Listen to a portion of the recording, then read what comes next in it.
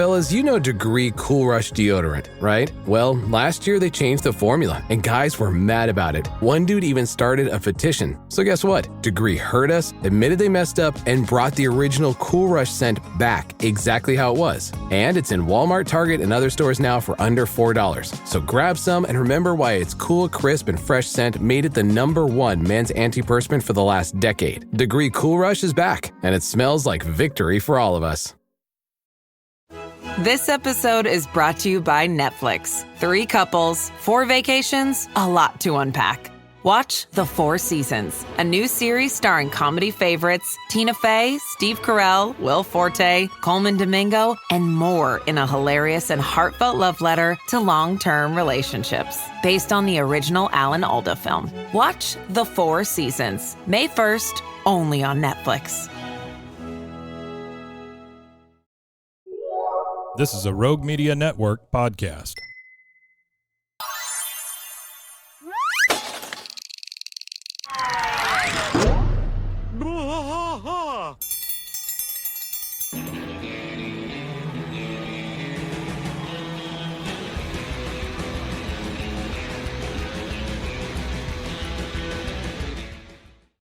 Yeah. Hello, look at there. It's Bwaaa. Bwaaa. Yeah, we're back. So we took a week off for the He Is Risen Day and went and hid some eggs. And I don't know. I mean, I know I ate one chocolate bunny. How many did you eat?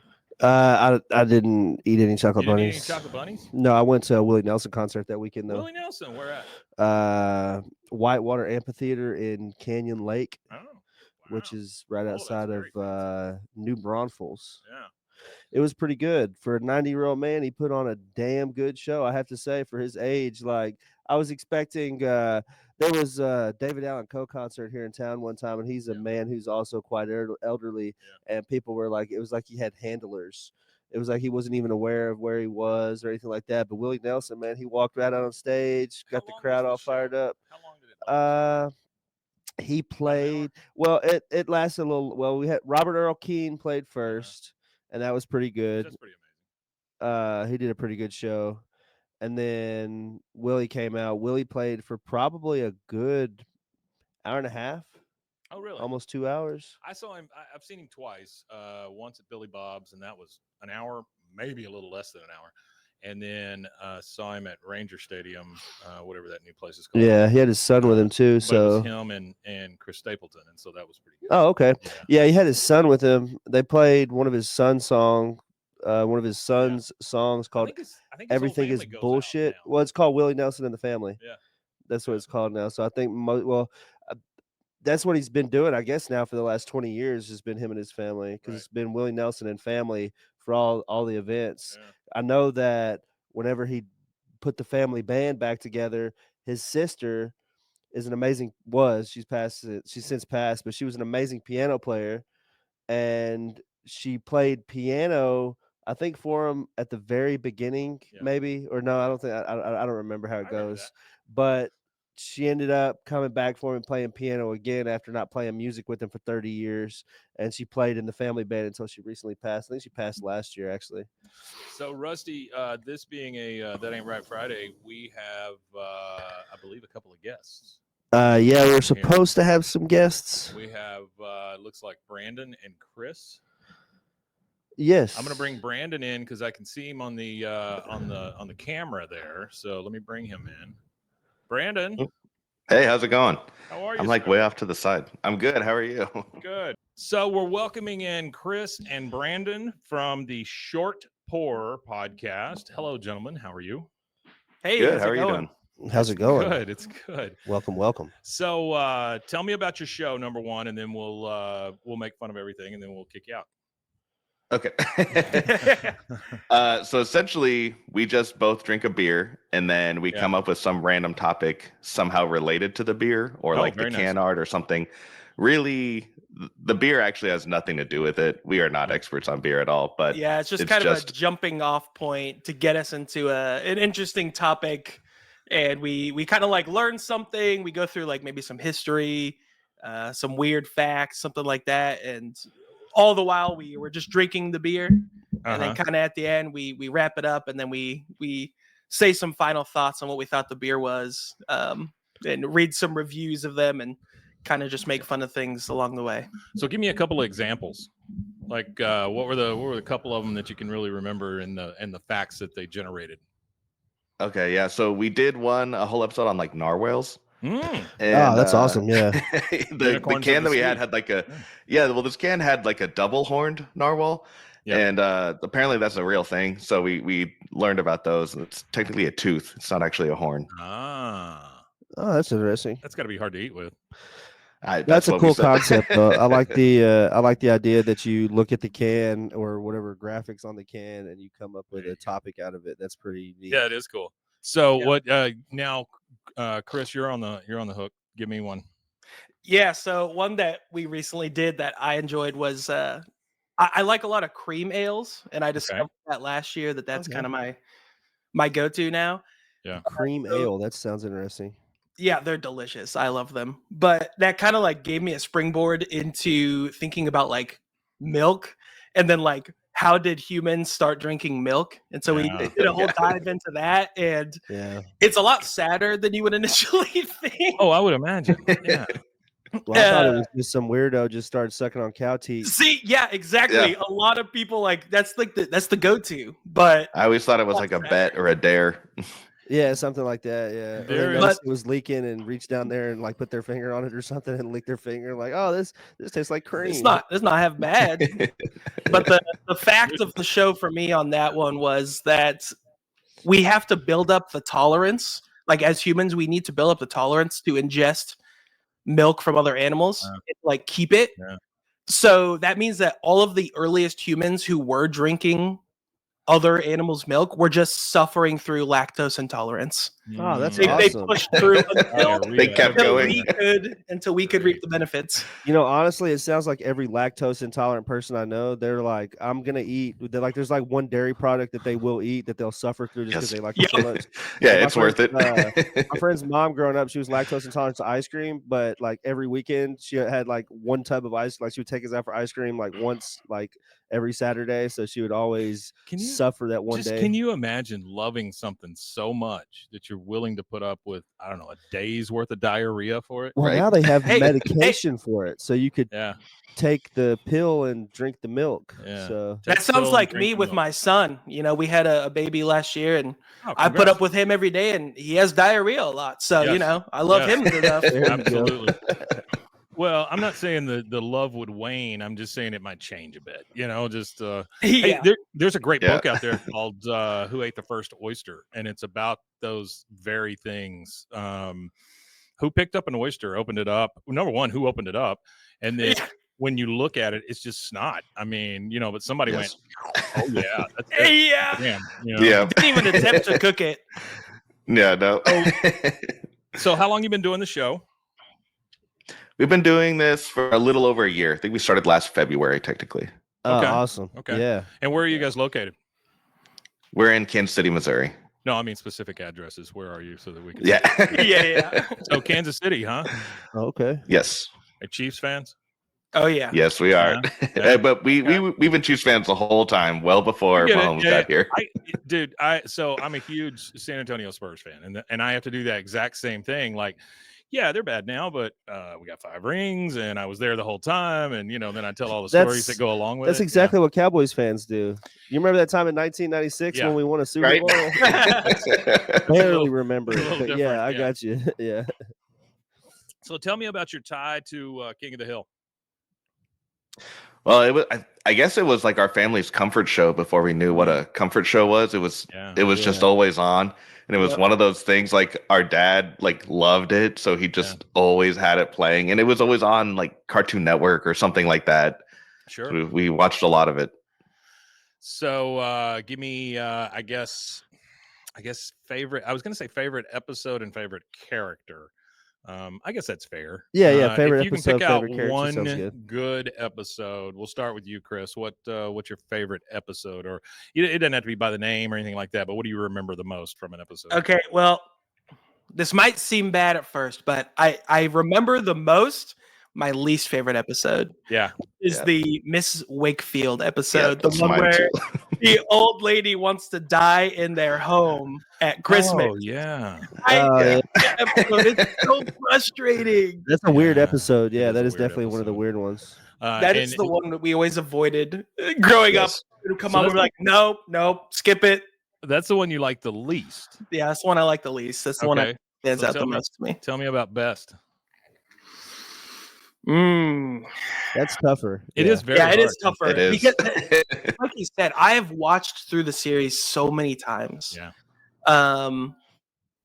Probably one of my favorite ones would probably be, I like the one where Dale figures out that his dad is at the gay rodeo. Yeah, that's a good one. Yes. That's a really good rodeo story.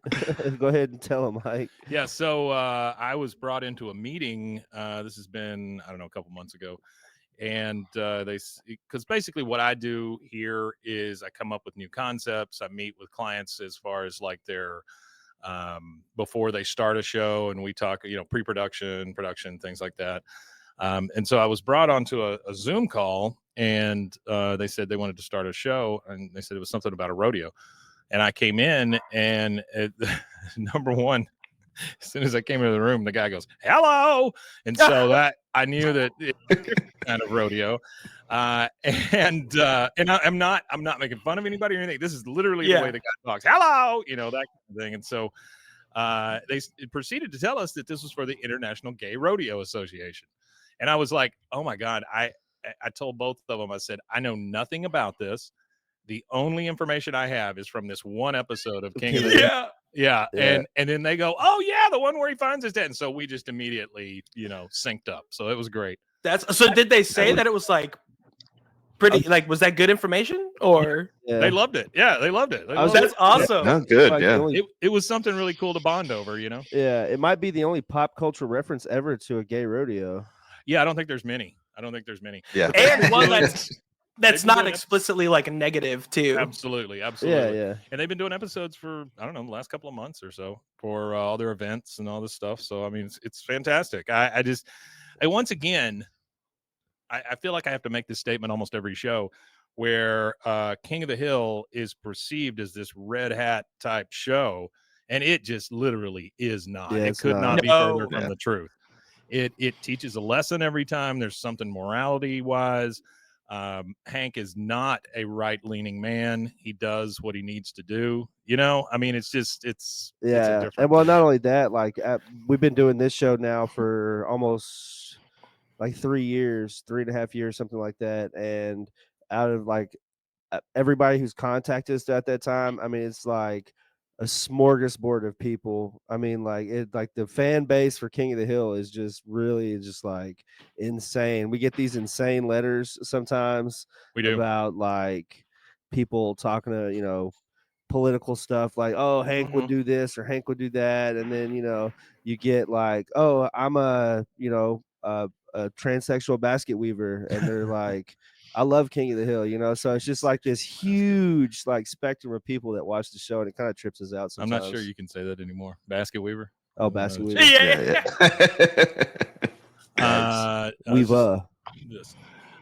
Okay, so we've gone over kind of the best. Now, Brandon, did you tell us your best one? I want to hear Brandon's favorite. No, not yet. Okay. Mine is probably That's My Purse, I Don't Know You. Yeah. That's iconic. Yeah, that's a very iconic one. I see a lot of being in the King of the Hill like sphere on Instagram, like my entire feed for like our shows, a lot of like King of the Hill related stuff. So I'll see every now and again it'll be like a tattoo artist doing like a "That's My Purse, I Don't Know You" tattoo. That's got to be like the number one tattooed King of the Hill thing is like Bobby Hill. Yes, yeah, Bobby Hill in various positions and times of his life. So give me, and this is for both of you, I guess, however you want to handle that. How are y'all feeling about the update? I'm not going to call it a reboot. Revival. They call it the revival. Yeah. How do you feel about that? Yeah, I mean, I'm excited. Like, I remember because it like was going strong, and then like it was like a real sudden, like all of a sudden stop. Like I think there was more that was like in the works. So I'm excited to see where it kind of goes and how Bobby has changed through his time. Yeah, I like the fact that they're fast forwarding. I like the fact that they're adding on some years. Yeah, I like it. I feel like they need to at this point also just to kind of work in the long actual time gap.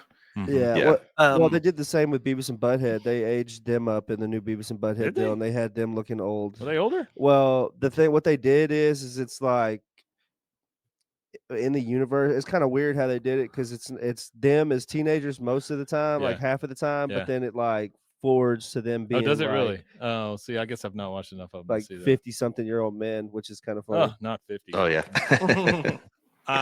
Well, Chris, you said you're excited for it as well. Yeah, the last I heard, they were still just working on it. Has there been any more recent? Yeah. There's a lot of updates. They're at like post production. Yeah, like right now. We thought that they were. There was a rumor going around that May 25th was like the first. Oh wow. Oh, okay. So, but close. We've since heard. Yes, we're getting very close. I'm thinking it's probably June. But we've since been informed about this thing that's going on in Austin on May 30th.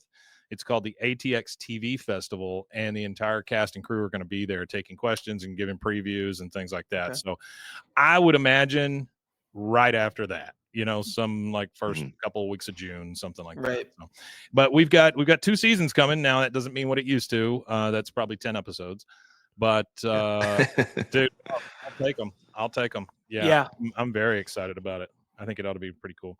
I'd say the entire cast. It's really only Toby Huss, Lauren Tom, Pamela Adlon, then some of the producers and showrunners. I was going to say there was some drama in the King of the Hill Facebook page. Jonathan Joss, the voice of John Redcorn, he lives in San Antonio, and his house just recently burnt down, like the childhood home that he grew up in, that he's lived in all his life. That thing just burnt down, and he wasn't invited. So I don't know if it's a slight on him because he wasn't the only one that's not invited. Kathy Najimy's not invited. Brittany Murphy wasn't invited. Tom Petty wasn't invited. But I don't know that Tom Petty could have made it. I'm just kidding. Yeah, I don't know. But so the Jonathan Joss was on Facebook telling everybody in the Facebook group that he wasn't invited, and then he told a story about how his dad used to shine shoes out of the theater out in front of the theater.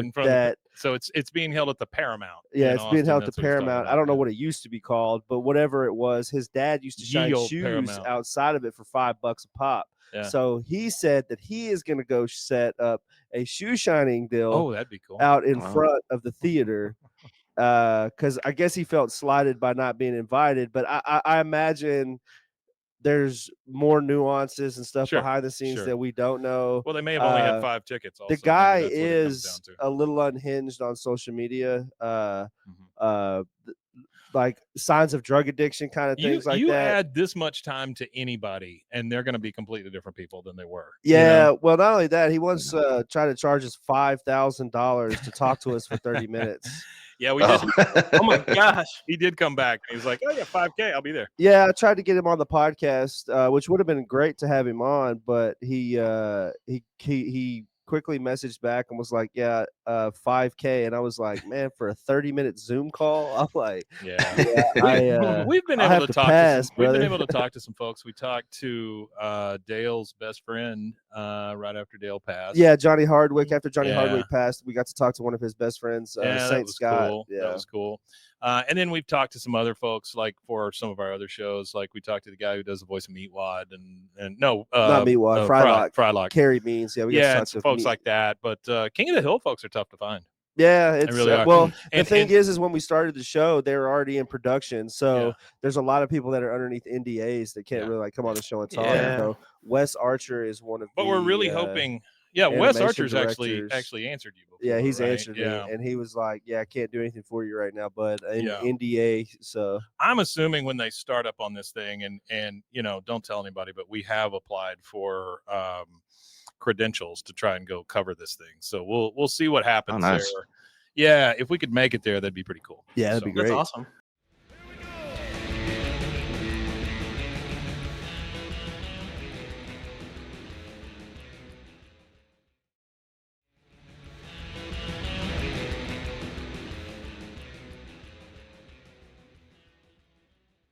All right. So what do you guys do in real life? Well, we actually both work at the same company. We used to both be teachers. Just blurt it out. You were teachers, huh? Yeah, I was a high school biology teacher for 10 years. Oh, wow. Oh, that's crazy. And what about you? And I was a PE teacher for 5 years. Oh, a PE teacher. See, that's okay. What, 5 years? Yeah, he was 5. Yeah, 5 years. Yeah. I don't know if you guys listened to this or not, but I taught for quite a while as well. So I taught high school, middle school, and some college. But I taught rockets, robots, art, and programming. So I taught all the stuff that you couldn't be state tested for. And that was by design. I did not want any part of that. No, the PE teachers have a tough time. They're just like art teachers, honestly, because our classes always ended up being the dumping grounds. Like if you can't find a place for a kid, throw them in PE, throw them in art, and then because what you want is you want a good disgruntled kid with a dodgeball in their hand or maybe a pair of scissors. That seems very seems an intelligent way to handle those kids that have outbursts of anger. Okay, so you said you did teach. What do you do now? We're both engineering technicians. Oh. We're drafters now. Yep. Oh yeah. Quite the switch up. We work like 20 feet from each other now. Yeah. Oh. And yet you still don't have a camera. I see how it is. Okay. Who's the older brother? I'm older. Oh, okay. Yeah, by how much? Yeah. 5 years. Okay. Decent life growing up? Did you grow up around there? Yeah. Yeah, we grew up right around Kansas City. Well, in Kansas City for the most part, yeah. Yeah, yeah. What's your least liked thing about Kansas City? Probably the humidity in the summer. The humidity And the summer. mosquitoes. Yep. Yeah. How It's a hot tough does it summer. get during the summer there? I mean, we'll be over 100, Okay. but it'll it's the humidity it's just like stifling. Of like I can't deal with it. Yeah. Yeah. Do you guys believe that your barbecue is better than Texas barbecue? Oh, yes. Oh yes. Oh, there was Without no a way. question. There was no pause, no anything. You just, yep. Well, yep, I heard done. that in Kansas City, y'all have to slather a bunch of sauce on it to make it taste good. So I don't know. I've never had Kansas City barbecue. vinegar based, right? Yeah, we're very into the sauce. Yeah, Are you a white sauce or a red sauce? red sauce. Red sauce. Okay. Where is white?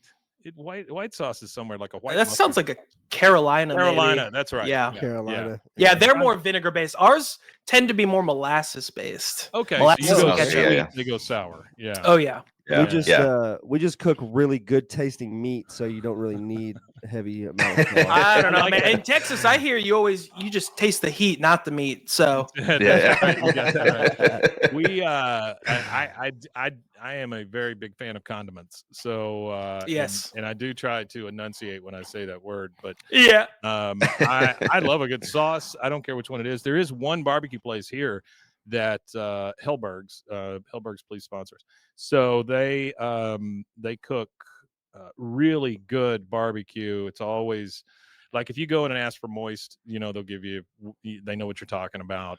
They cook the big beef ribs and they things give you like the wet that. pieces. Yeah, burn ins. They do all that stuff, but they carry 3 different kinds of sauces. They carry a mustard based, more of a sweet sauce or molasses based, and then one of the white sauces. So it's kind of cool because you can get. You can take a little culinary trip, I guess. Yeah. With the barbecue. Are you guys familiar with Provel cheese? Provel? No. Okay, I figured not. So it's kind of an interesting little mix. There's a place. It's on the Kansas side. Is it provolone or is it Provolone? Provolone and Velveeta? No. Oh no, it's its own. So there's a place on the Kansas side called Slaps, and what they've done is they've taken this Provel cheese, which is big in St. Louis, and it's kind of a funky cheese. It's it's kind of like provolone. It's very very melty and almost liquidy, not as stretchy as mozzarella. Yeah. And they use it on pizza, but at Slaps they put it on their pulled pork and their brisket sandwiches, and it melts all into it, and it hits. It's really good because that funky cheese cuts through with all the sweet sauce and the meat, and it's really good. So when it melts, onion rings. Just make like a puck, it just all makes a big clump with cheese and sauce and meat. It's almost just dripping down the side. It's super belty. Yeah, it's messy. Yeah. And you said something about onion rings. There's onion rings on the sandwich too. Oh yeah. Yeah. Now it's my favorite sandwich here. And this has nothing to do with anything, but I had I get these little inventions in my head every once in a while, right? And this is, you're all are gonna think I'm an idiot, but I always wanted to make this sandwich called a trucker sandwich, or whatever you want to call it, right? Trucker burger. And so it's a regular hamburger, cheeseburger, whatever you want on it, but you also put just a round hash brown patty in it. Oh, Because as you're driving, you can eat it with one hand. You don't have to reach in and get your fries. The fries, yeah. So for truckers, they can eat it and drive. That sounds pretty That good. would be my commercial, I kind of do that. If I go to McDonald's, I get the chicken McGriddle. You're welcome, Burger King. And I'll put my hash brown on my chicken McGriddle and eat it like that. Yeah. Oh, Those are always on like the secret menu or something. You can order it's like B style over at In-N-Out, and yeah. I don't know if Whataburger has a thing like that though. I don't eat Whataburger. Do you guys have anymore, Whataburgers there? We recently got Whataburgers mostly because of Patrick Mahomes. Yeah, he advocated for them. Okay. Oh yeah. Well, good for him. Good for him.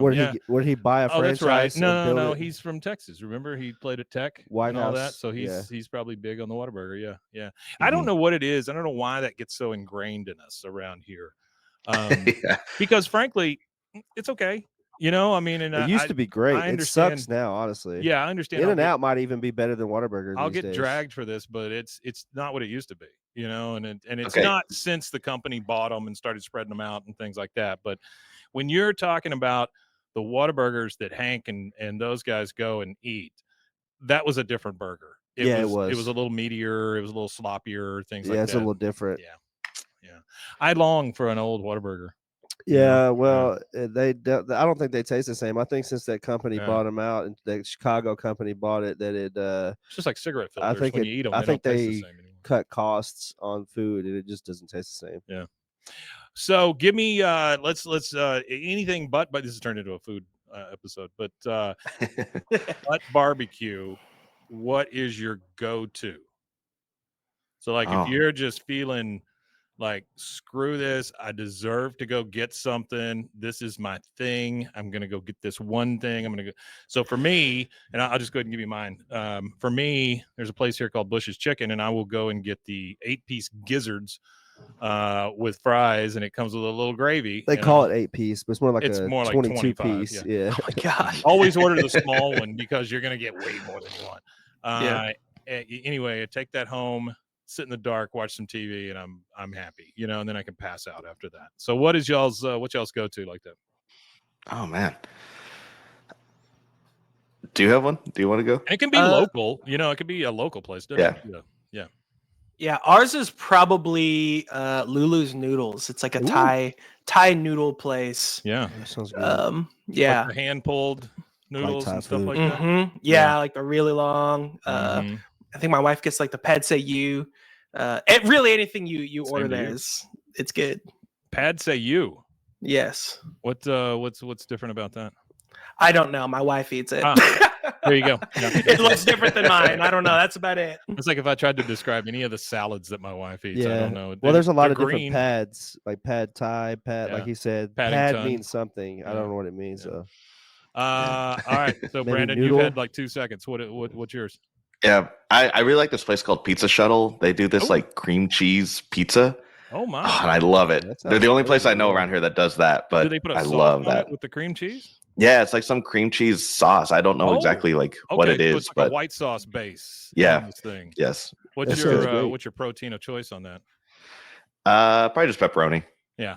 Just keep it simple. Can't beat a freaking pepperoni pizza, can you? I mean, that's just pep. Yeah. They make one here in town that uses 3 different kinds of pepperoni, and that's the one I always go to. Like, who does that? Well, you get the big ones, you get the regular ones, and then you get those little ones that cut up. Crisp up. Okay. Yes. And you get all crispy on it. Oh boy, yeah. Who makes that? I want to say Mario's, but that's not right. It's whatever that place is. Mazio's, Mario's, Maybell's. I don't know, whatever their name is. They're like a block and a half from my house. So. Oh yeah, Marcos. There it is. Yeah, Marcos for the win.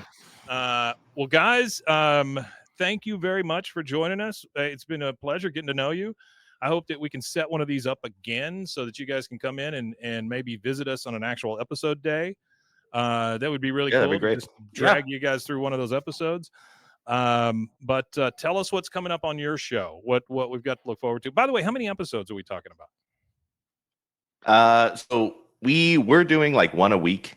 Okay. But again, like he had a baby. I've got a baby coming up in like about a month. So we've scaled back. And congratulations to you. Yeah. Thank you. We've scaled back to like one every other week. So we've slowed down a little bit from where we were. So is this first babies for both of you, or?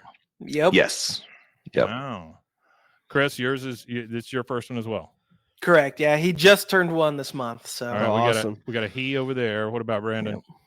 We got a boy too coming. Oh, wow. I just had one in September. That was my nice. third. Congrats. Congratulations. Yeah, it's my third son. I have 3 sons.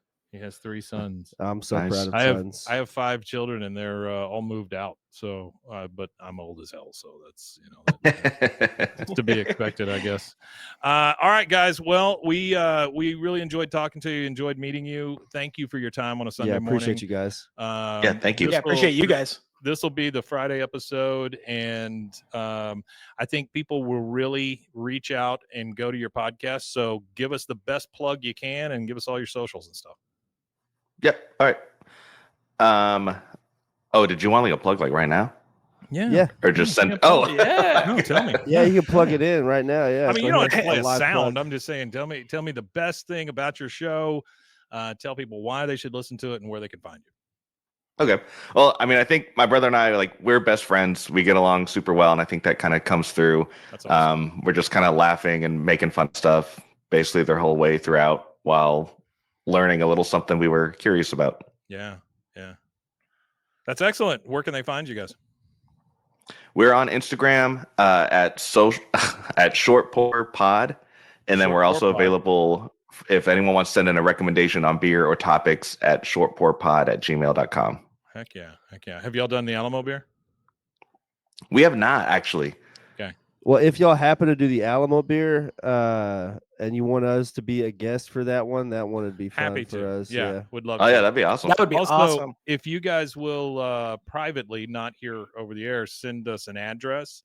I'll see if I can't find some Alamo beer around here and send it to you, because I would assume it's a lot easier to find here than it is there. Yeah, I was gonna say I haven't never seen it.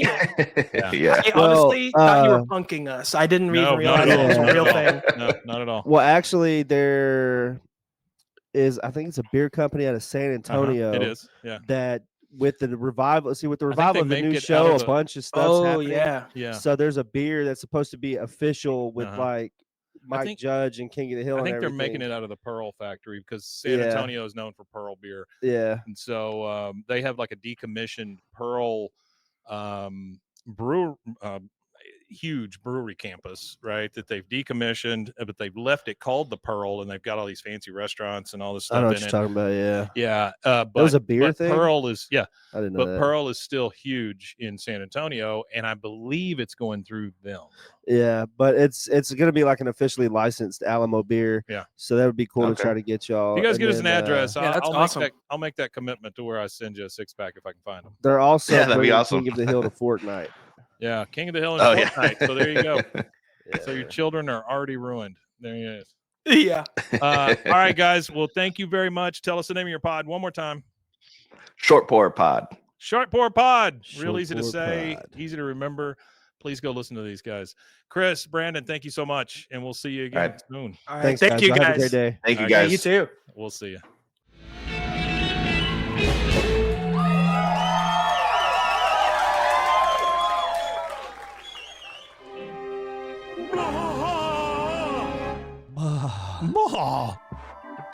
This has been a Rogue Media Network production.